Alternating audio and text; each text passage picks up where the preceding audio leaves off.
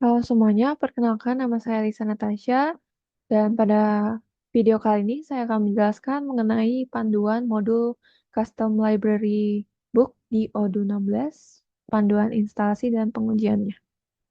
Jadi pertama kita nyalakan Docker dulu, kemudian buka terminal atau command prompt, jalankan command Docker PS, nanti akan muncul Docker kontainer apa saja yang running. Kemudian jalankan command berikut. Nah, nanti kita perlu menggunakan fitur scaffold untuk membuat template modul secara instan dan yang sudah mengandung file-file default pada modul Odoo. Caranya adalah menjalankan command berikut: Odoo scaffold, library book, mn extra, etc. Nah, setelah itu seharusnya di modul library book hmm, itu sudah ada di dalam modul add-on. Jadi di add-on ini sudah ada modul library book. Kemudian kita juga perlu mendefinisikan metadata modul dengan cara mengubah isi pada file manifest py yang ada di sebelah sini.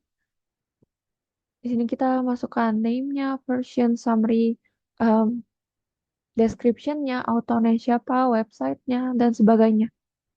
Kemudian kita juga perlu mendefinisikan model data yang harus disesuaikan dengan ketentuan berikut ini.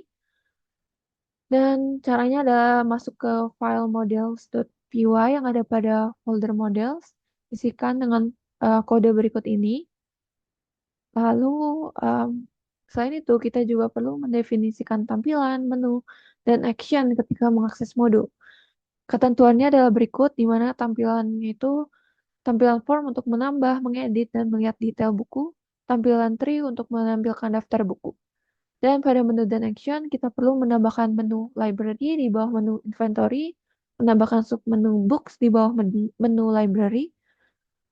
Menu books harus mengarah ke tampilan tree dari model dan buat sampai ada setting icon sesuai dengan kebutuhan. Maka pada file views.xml, isikan file dengan kode berikut.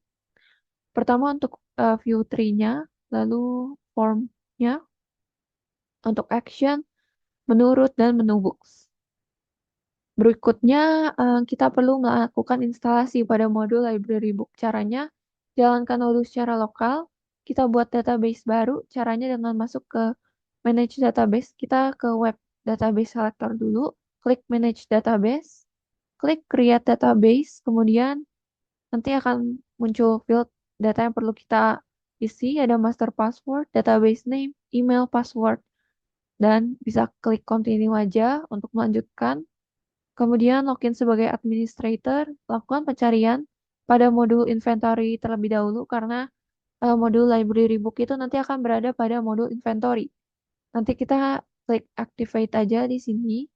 Kemudian um, selain mengaktifasi modul, kita juga perlu mengaktifasi mode developer dengan cara masuk ke modul settings, scroll ke bawah hingga masuk ke section developer tools. Kita klik aja activate the developer mode. Kemudian setelah itu kita bisa mengakses beberapa fitur seperti kita bisa klik menu update app list di sebelah sini. Nanti muncul pop-up seperti ini, kita klik update aja. Kemudian kita lakukan pencarian terhadap modul library book. Di sini kita lihat bahwa sudah terinstall. Nah, kita bisa klik titik 3 di sini, nanti ada modul info, kita klik aja, nanti masuk ke sini, di mana akan tertera informasi modul.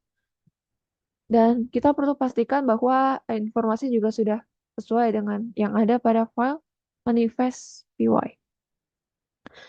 Setelah memastikan bahwa modul tersebut sudah terinstall, selanjutnya tentu kita perlu menguji modul tersebut. Caranya adalah kita bisa masuk ke modul inventory, kemudian klik menu library di sebelah sini, klik opsi books, kemudian diarahkan ke halaman berikut, di mana halaman ini akan menunjukkan daftar buku yang sudah ditambahkan. Untuk menambahkan buku baru, kita bisa klik tombol new. Nanti isikan data-data yang diperlukan seperti title, author, year of publication, ISBN, status, dan description.